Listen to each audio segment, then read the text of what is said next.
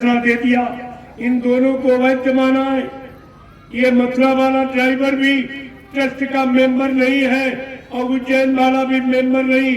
Member को अधिकार होता है कार्यवाहक रूप में वो संस्था का काम कर सकता जब तक किसी पद की सत्यता जारी नहीं होती। अगर मेंबर नहीं उसका कोई अधिकार नहीं। इन दोनों पर बिहार से मुकदमा कर दिया गया और हाई कोर्ट ने फैसला लेकर इनको यानी बिल्कुल बेदखल कर। अब ये कुछ कर नहीं सकते, केवल पैसा भरना।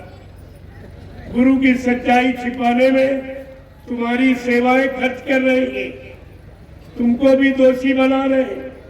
तुम्हारा धन जहाँ लगेगा उसका लाभ मिलेगा, अगर बुरे काम में लगेगा बुराई का फल भी तुमको भोगना पड़ेगा। जो 60 साल कमाई बाबा जी मथुरा में, जो आपने बाबा जी के हाथ में सेवा दी, पहले आप उस सेवा का हिसाब पूछना चाहिए कि वो सेवा कहाँ चली गई। उसका तो आपने हिसाब पूछा नहीं 60 साल और देने में और शुरुआत कर दी।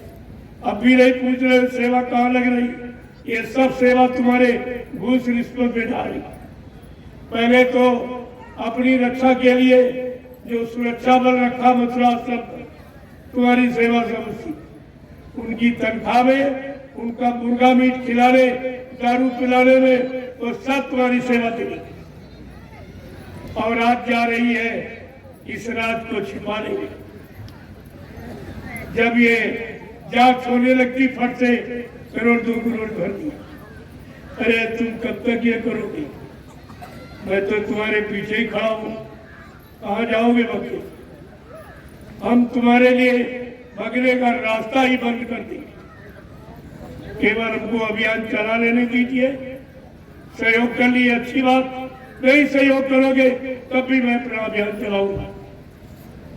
यहाँ कोई नहीं सहयोग। ये कर्मचारी अधिकारी ये भी थूक के चाट लेता है, परमिशन देता है, बाद में कहता तुम्हारा परमिशन रद्द कर दिया।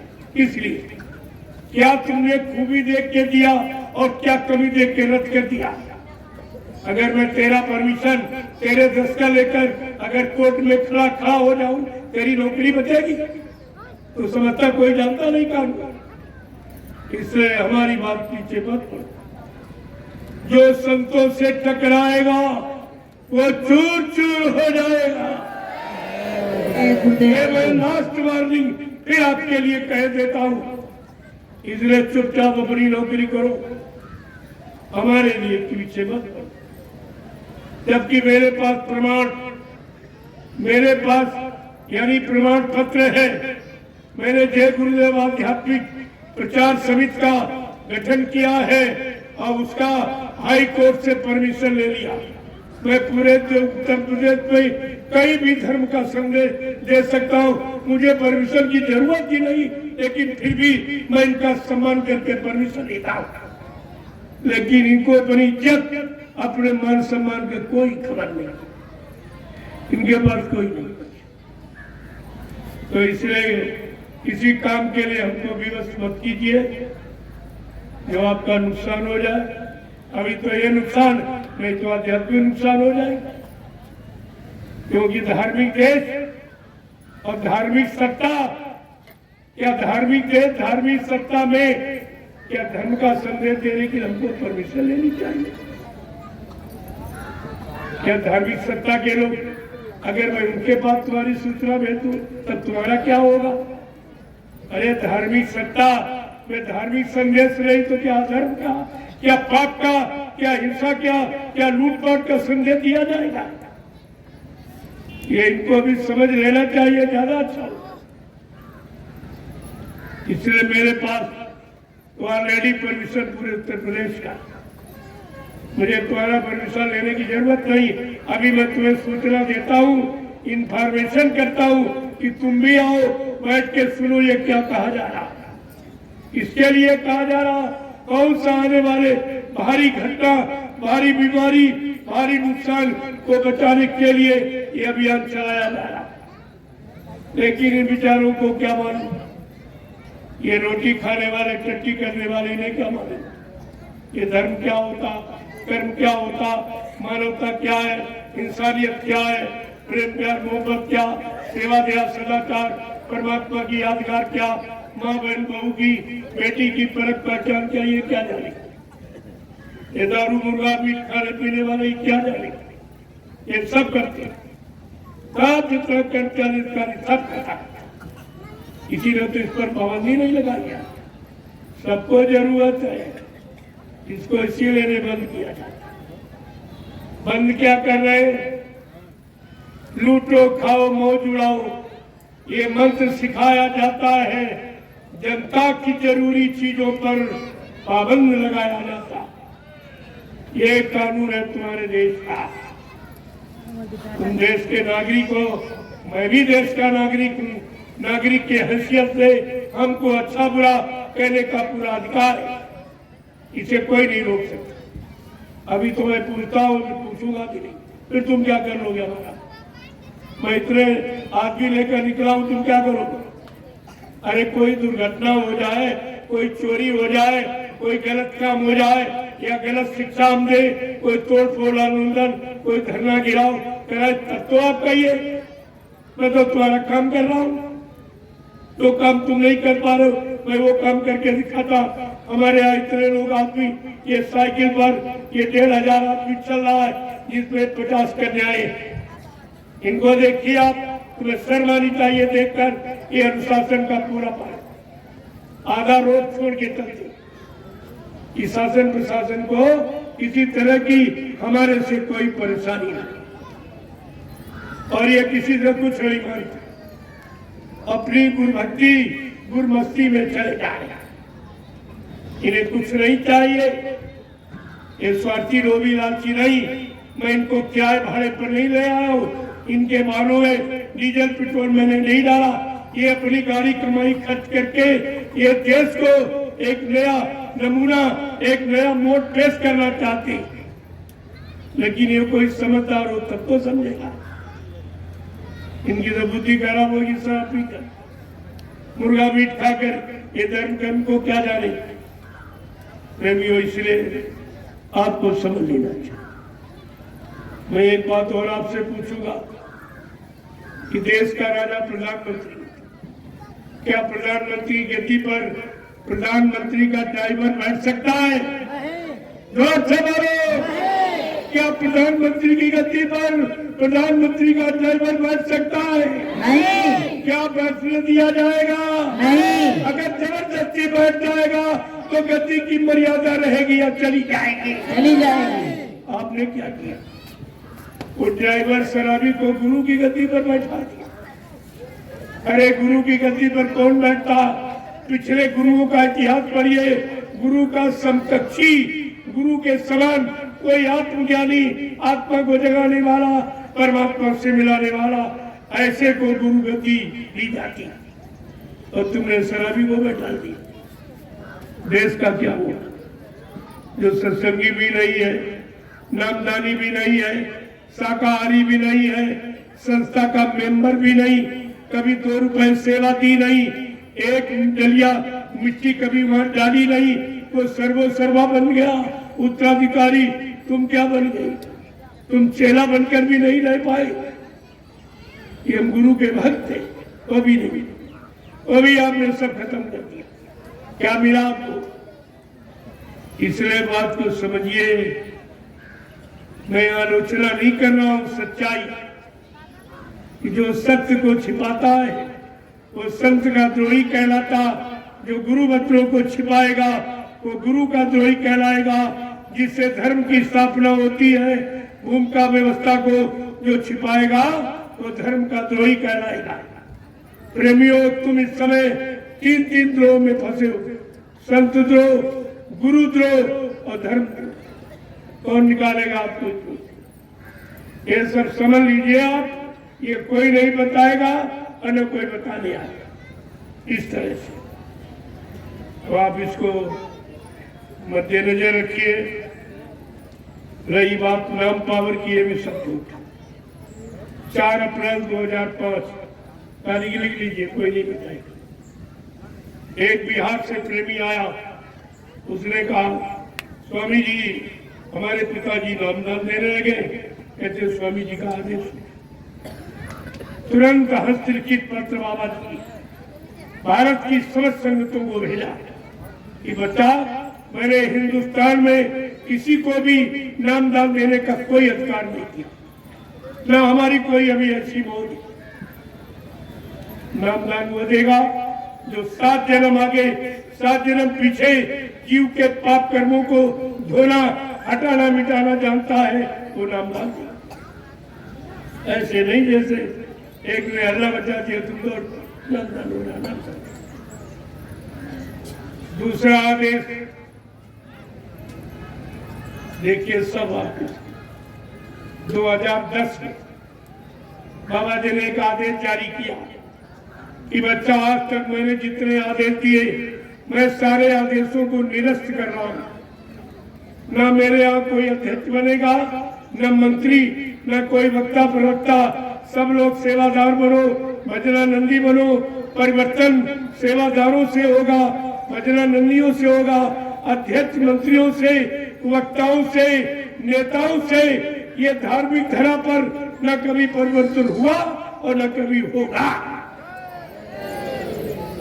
2011 में बाबा जी ने फिर पुनः एक आदेश जारी किया कि बच्चा, मैंने हिंदुस्तान में किसी को नामदान देने का कोई अधिकार नहीं दिया, क्योंकि अभी नामदान देने के काबिल कोई नहीं।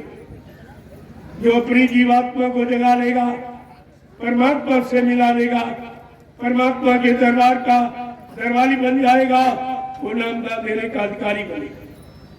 ये सब आदेश कहाँ चले गए और यही लोग आदेश पारित करने गए। यही 40 आदमी जो आश्रम कर रहे थे, जिनको बाबा जी ने कई बार कहा, बच्चा घर जाओ भजन करो, तुम्हारे पर आश्रम पर रहना ठीक नहीं है। यहाँ लाखों लोगों का अनाज आता है, उस अन्न को तुमने खाया, न तुमने सेवा की, न सेवा दी, न भजन किया, इसलिए तुम सब लोग घर जाओ भजन करो। कोई नहीं गया। बाबा जी ने फिर कहा, रे भाई, हमसे एक एक VIP गाड़ी ले लो, 10-10 लाख रुपया ले लो, तुम लोग घर जाओ भजन करो, तुम्हारा भविष्य में यानी आश्रम पर रहना ठीक नहीं होगा। प्रेमियों कोई नहीं किया, किसी ने आदेश, ये आदेश नहीं था, किसी ने नहीं माना, बल्कि ये लोग गुरु को खुद आदेश देंगे।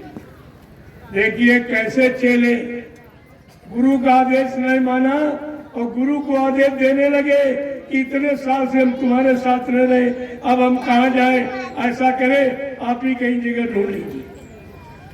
कहते हैं आप ही कहीं जगह ढूंढ लीजिए, यानी तुमको मथुरा में रहने नहीं दी। यही तो सिद्ध हुआ। तो बाबा जी ने कहा, ठीक है, अगर तुम नहीं जाओगे तो मैं ही चला जाऊंगा। उसी को तोड़ मरोड़ कर कि बाबा जी ने तो खुद कहा मैं चला जाऊंगा, तो क्या कहा था, शरीर से चला जाऊंगा? क्या ये कहा था?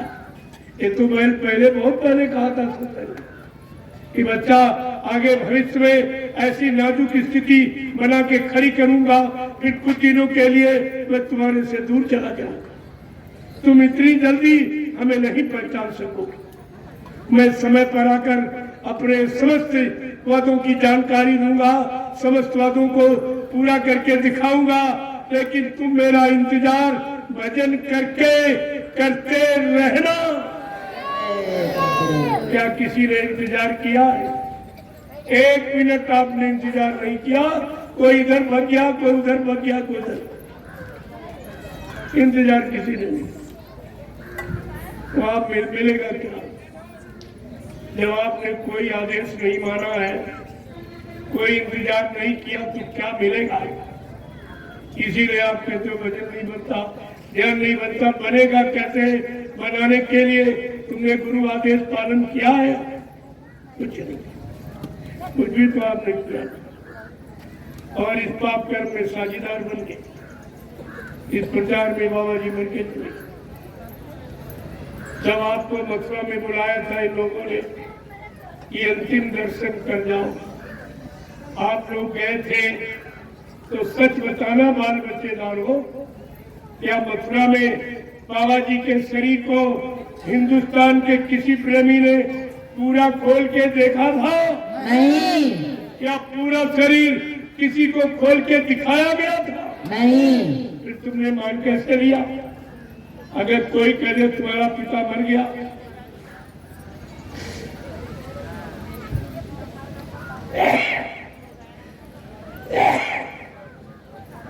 और लाश आपको लाश न दिखाई जाए, क्या बिना देखे आप विश्वास करोगे? बिना देख के 13वीं मनाओगे, बाल बढ़वाओगे? और तुमने क्या किया? मतलब देखा दिखाया भी नहीं किया कुछ, और उन लोगों जिन्होंने नाटक किया उन्होंने कुछ नहीं किया। तुम्हारे द्वारा यह सिद्ध करा दिया, बाल बढ़वा के 13वीं मनवा के बाबा जी मर गए। ये तुमने सिद्ध किया है, इसलिए सजा तुमको भोगनी पड़ेगी। इस अपराध से आप बच नहीं सकते हो। और ये अपराध लगभग सबने किया, कुछ ही जीव बच पाए हैं, जिनके लिए पहले कहा था बचेगा साधु जन कोई जो हर से रो लगे, वैसे बचने वाले कोई। अरे संत आश्रम हिंदुस्तान में इतने हैं, कहीं जाके पता लगा लेते कि महात्मा के शरीर छोड़ने पर उसको जलाया जाता है, समाधि दी जाती, तो तुम्हें बुद्धि आ जाती कब से? अपने गुरु के लिए आपको ये सब जानकारी करनी चाहिए। क्या महात्मा के शरीर को जलाया जाता, कि समाधि दी है? क्या महात्मा के शरीर जलाने पर कोई 13वीं बनाता, बाल बढ़वाता? ये तो सब तुम्हारे यहाँ होता है। जब धार्मिक देश के लोग ये धर्म कर्म व्यवस्था को भूल गए तो बेचारे विदेश वाले जहाँ कुछ आई नहीं, वो क्या करें? तुम्हारे से शिक्षा लेते थे। आज विदेश में जितना धर्म है वो भारत का, जितनी पूजा पाठ करें भारत का, जितना विज्ञान है वो सब भारत के 4 वेदों का। वो वेदों को ले गए, वो संस्कृत का यहाँ से हिंदी विद्वान ले गए, संस्कृत का हिंदी ट्रांसलेशन कराया और हिंदी का फिर अपनी अंग्रेजी भाषा में ट्रांसलेशन करके और सारा विज्ञान अपने हाथ में कर लिया। तुम खाली नहीं। आज वही विज्ञान से बने यंत्र ये तुम्हारे साथ व्यापार कर, तुम्हें मोल दिए जा रहे हैं और तुम्हारा सब बना बनाए। ये भारत जैसे धार्मिक देश में ये सब कुछ है जो विश्व में किसी देश में, लेकिन आज तुमने 5-7 देशों की नकल करके अपनी गौरव गरिमा सब खत्म कर दिया। अपना भारतीय इतिहास भी आपने खत्म कर दिया। ऋषि मुनि साधु संत महात्माओं का 4 वेदों की महिमा वो भी आपने समाप्त कर दी। तुमने किया ही क्या? बर्बादी के सिवा। अब उसे बर्बाद किया तो तुम भी बर्बाद हो। तुम्हारी आबादी इसी से भूल गए, बर्बादी में चले गए। तो इतना तो आपको सोचना ही चाहिए। बाबा जी ने कहा था आगे ऐसी नाजुक स्थिति तैयार करूंगा, फिर एक छोटी सी लीला, छोटा सा खेल खेलूंगा। मेरे खेल लीला को देखकर तुम भ्रमित मत हो जाना, भजन करके मेरा इंतजार करना। कि अगर वचन तुम्हारे पास होते जो बाबा जी ने 10 जुलाई 1952 से प्रसारित, अगर वो तुम्हारे पास होते आज तुम शंका में कभी नहीं जाते, लोभी लालचियों के चक्कर में कभी नहीं फंसते, अपनी परमार्थी अपने जीवन को कभी बर्बाद नहीं करते। आप कितना आपने नुकसान कर दिया। इसलिए अभी तो मैं इशारा कर रहा हूं, इतना समय नहीं मेरे पास। आगे समय मिलेगा, तुम्हारे में इच्छा देखूंगा तो साफ बता दूंगा।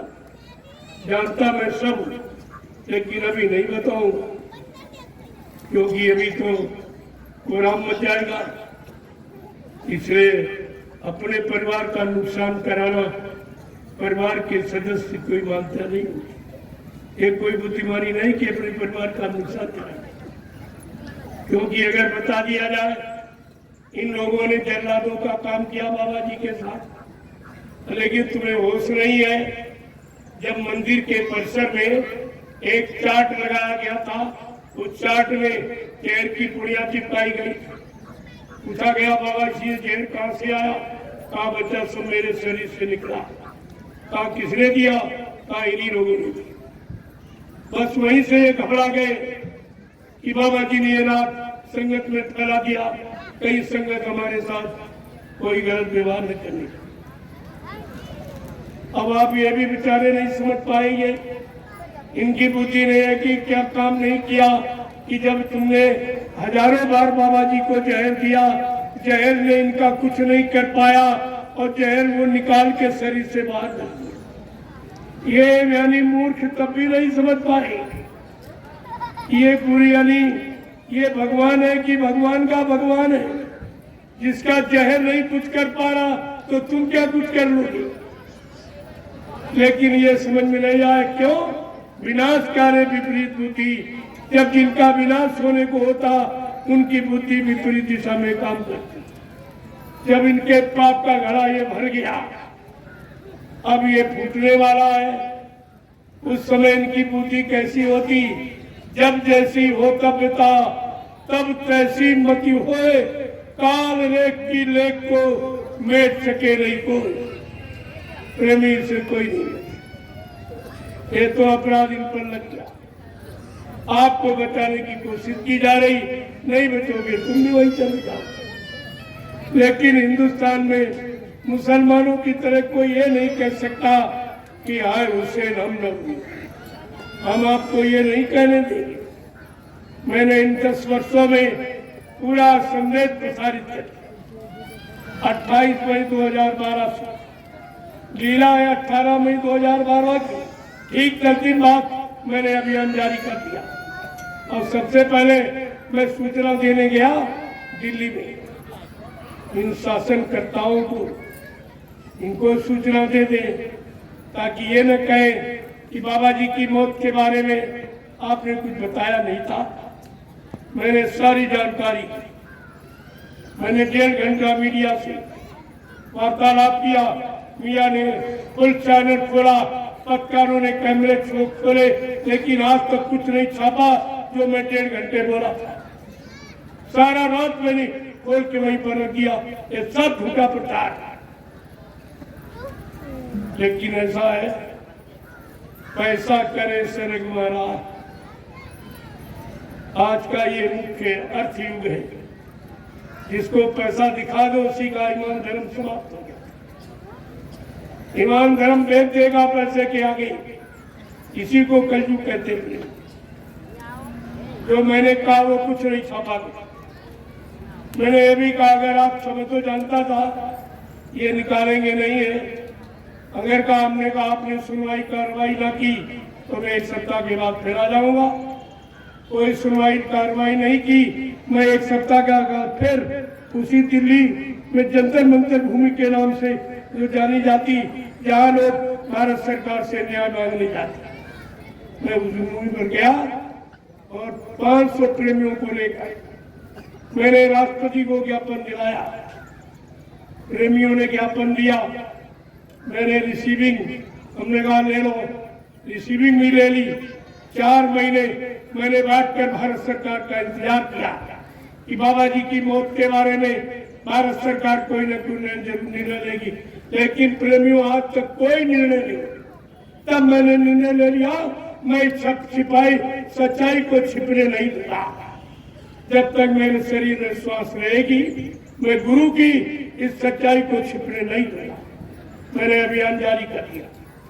सर्वप्रथम कलकत्ता से मैंने प्रारंभ किया और ये पूर्वांचल, ये पूरा उत्तर प्रदेश और इधर आपका यानी मतलब सब पश्चिमी, यहाँ भी आपके यहाँ सब सुनी हिमाचल में। इसके बाद में मतलब यानी मध्य प्रदेश, छत्तीसगढ़ में, फिर बिहार में, झारखंड में, फिर दिल्ली में, फिर वापिस हिमाचल आया।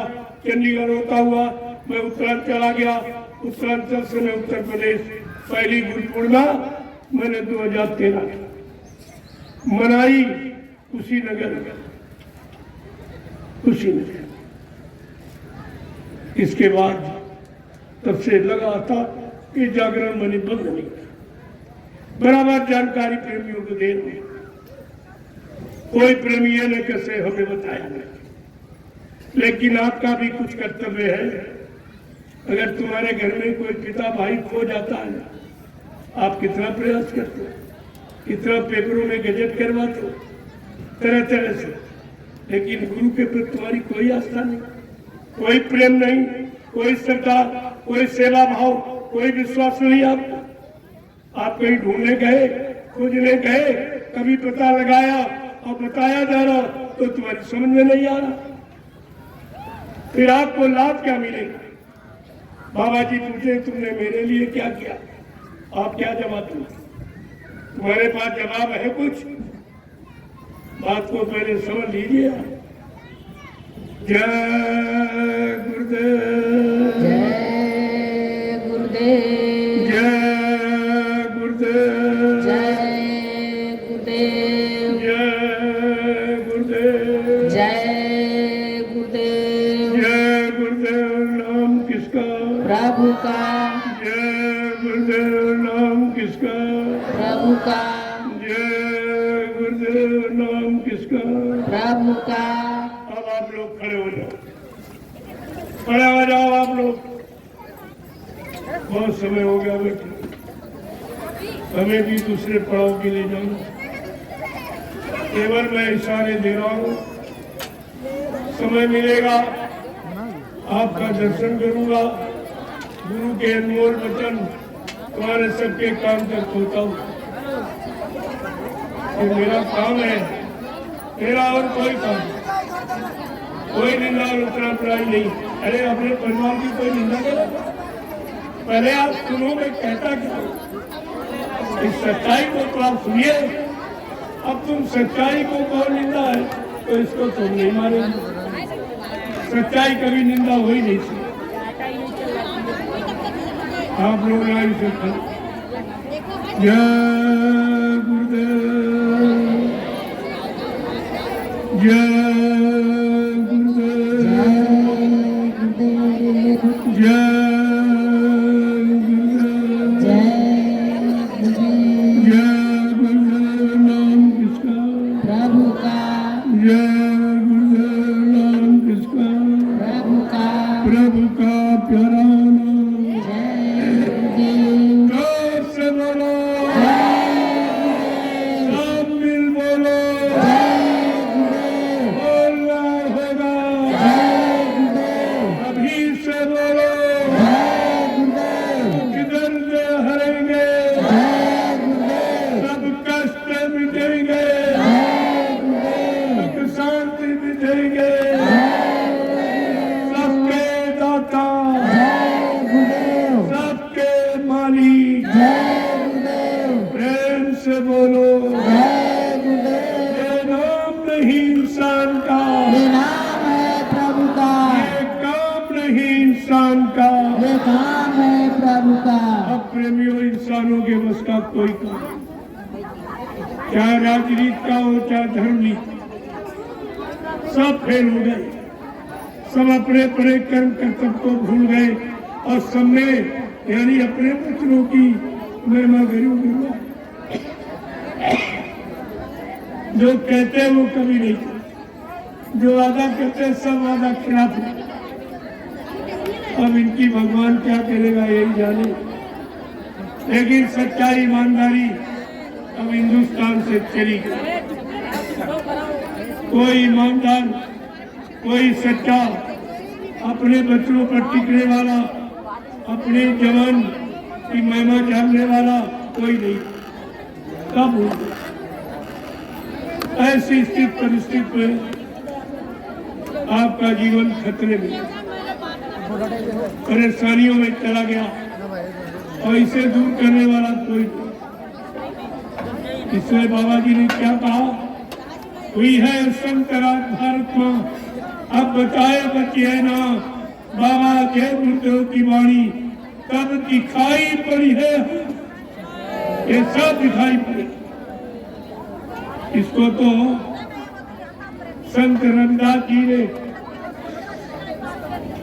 जो मीराबाई के गुरु, जो सैकड़ों साल पहले आए थे, रविदास जी ने अपनी ज्ञान पोथी में एक भविष्यवाणी लिखी। क्या कहा उन्होंने कि भारत में अवतारी होगा, इसी भारत देश में एक ऐसा अवतार होगा जो अपने समय का अद्वितीय, अनोखा और विलक्षण होगा। क्या कहा? भारत में अवतारी होगा जो एक विस्मयकारी होगा, ज्ञानी और विज्ञानी होगा, वो अद्भुत सेनानी होगा। ऐसा अनोखा सेनानी जो तीर चमनता महारावर्षी ये बम नहीं चलाएगा, अपनी वैचारिक क्रांति के द्वारा देश दुनिया में परिवर्तन करके दिखा देगा। रविदास जी और एक विशेष बात कह रहे हैं जो इस धरती मंडल पर किसी ने किया नहीं। कहा वो अद्वितीय विलक्षण शक्ति क्या करेगी? जीते जी कई बार मरेगा, जीते जी कई बार मरेगा, संगम भेष में वो भी चलेगा। देश बचाने के लिए होगा एक आवाहन, युग परिवर्तन के लिए चले प्रबल तूफान, तीनों ओर से होगा हमला, देश के अंदर होगी घपला, सभी तरफ कोहराम मचेगा, कैसे हिंदुस्तान बचेगा।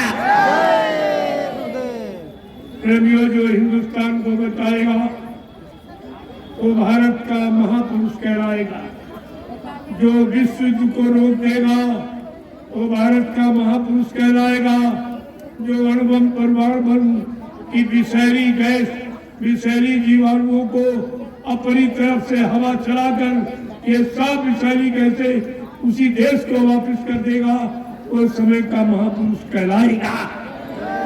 ये सब आप समझ लीजिए, ये आपको कोई नहीं बताएगा, ये जानकारी आपको लेनी।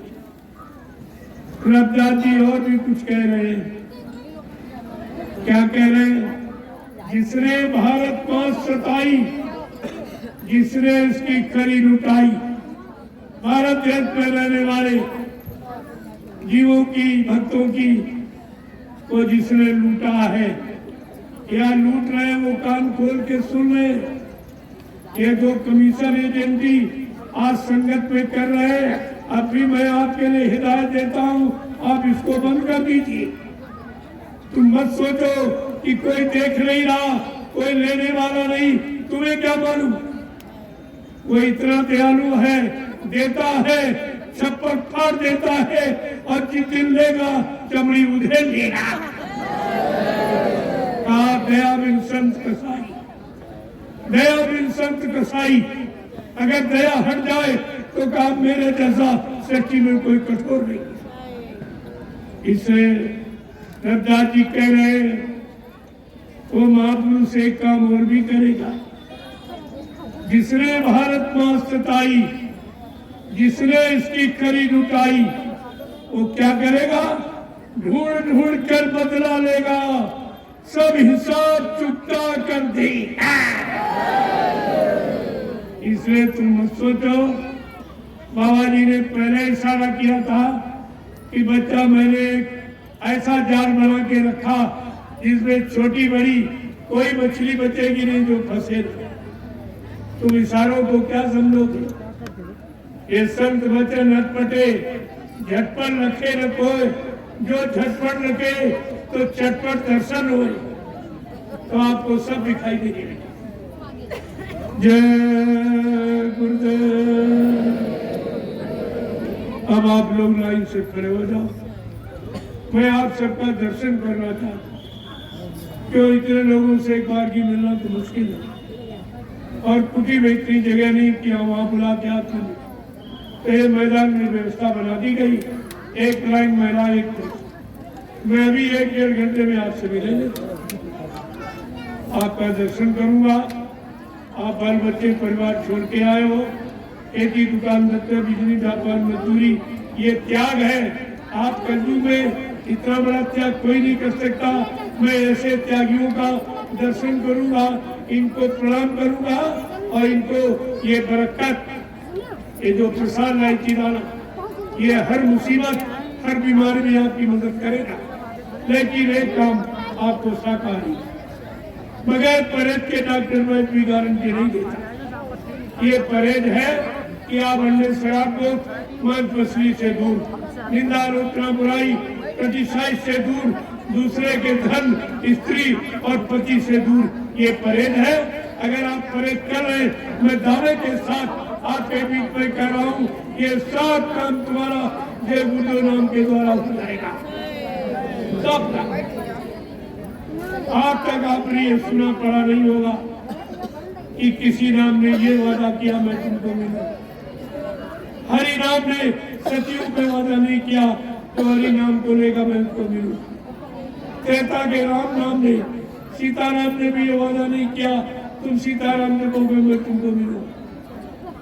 और कृष्ण नाम ने भी वादा नहीं किया कि जब कृष्ण नाम तुम लोगे मैं तुमको मिलूं। ये वादा किसी का, लेकिन बाबा जी ने क्या वादा किया कि जब तुम्हारी मदद कोई न करे, कोई रक्षा हिफाजत न करे, तब बच्चा तुम जय गुरु नाम लेना, मैं तुमको मिलूंगा, मैं तुम्हारी मदद करूंगा।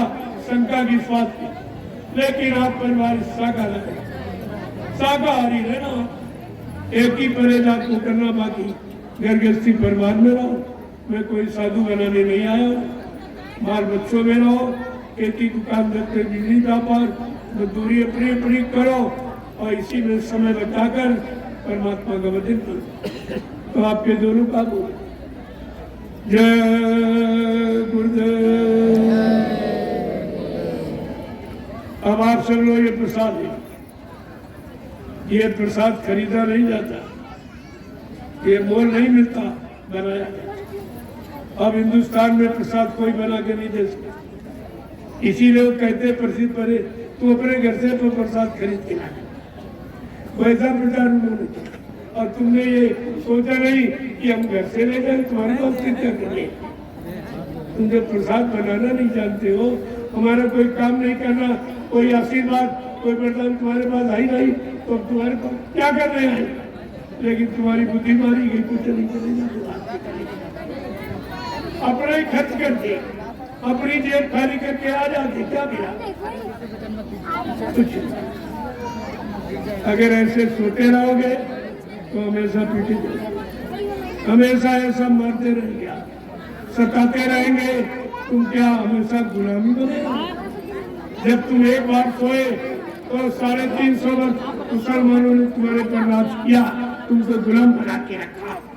फिर तुम सो गए, मुट्ठी भर अंग्रेज आए, पौने 200 वर्ष तुम्हें गुलाम बना के रखा। अब तो 70 साल से तुम फिर सोच रहे हो ये नेता गुलाम बना के। तुम कब जागोगे, कब चेतोगे, कब होश में आओगे, कब अपनी बुद्धि का सही परीक्षण करोगे। आप ये तो आपको विचार करना ही होगा, क्या हमेशा गुलामी बनी रहो।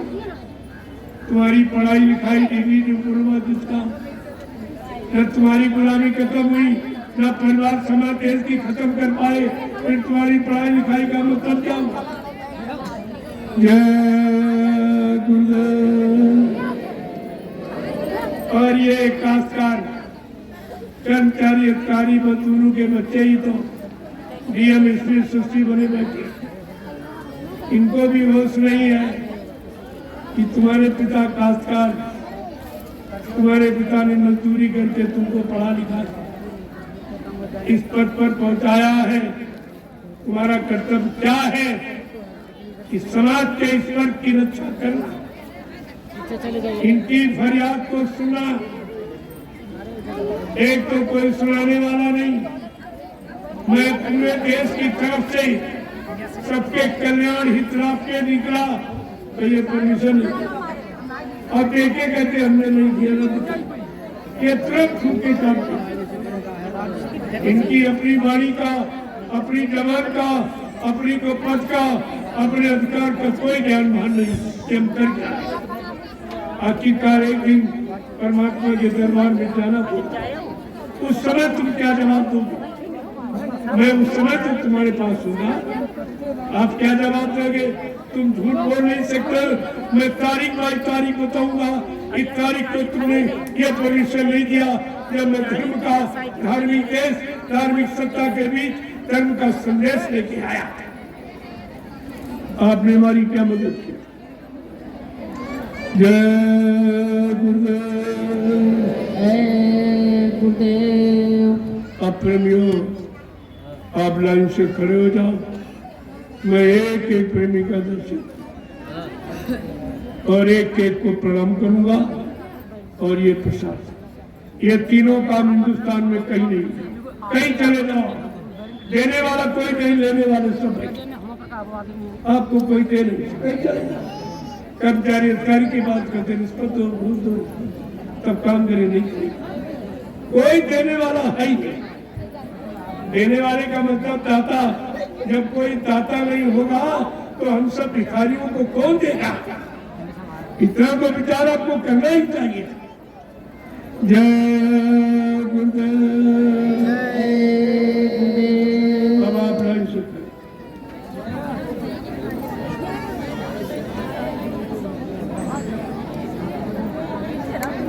तब तक आप झंडे की परिक्रमा करें। ये झंडा का भी अनोखा चमत्कार है। हिंदुस्तान में कितने झंडे, कोई भी झंडा गाड़कर ये नहीं सिद्ध कर सकता कि ये बीमारी कम कर दे या मतलब भूत प्रेत आत्मा को उतार दे। ये झंडा सत्य है। एक एक सच्चाई को आप नोट करें और उसके बदले आपको कुछ नहीं देना। तो झंडा वहां लगा हुआ, तब तक आप लोग परिक्रमा करो, अपनी बीमारियों उतारे और भूत प्रेतों से निजात। कितना पैसा आपने बर्बाद कर दिया। ये ओझा तांत्रिक, ये बोझा के बस का नहीं है। ये नाम से उतरेगा। जो समय से नाम जगाया जाता है, गोस्वामी महाराज ने क्या कहा? नाम ले भवसिंधु सुखाई। नाम लेने से भवसागर सूख जाता। तुम्हारा कौन सा दुख तकलीफ जो दूर ना हो, लेकिन समय का जगाया नाम होना चाहिए। सुनाए नाम, पढ़ने वाले, गाने बजाने वालों से नाम नहीं, समय के जगाए नाम। तो आप झंडे की परिक्रमा करो। अभी आपको उसकी महिमा बता देंगे सब। तब तक आप लोग उधर परिक्रमा कर लो। जब लोग कुछ भीड़ कम हो जाए आप आ जाना। दोनों काम आपके हो जाए कि साथ। जय गुरुदेव।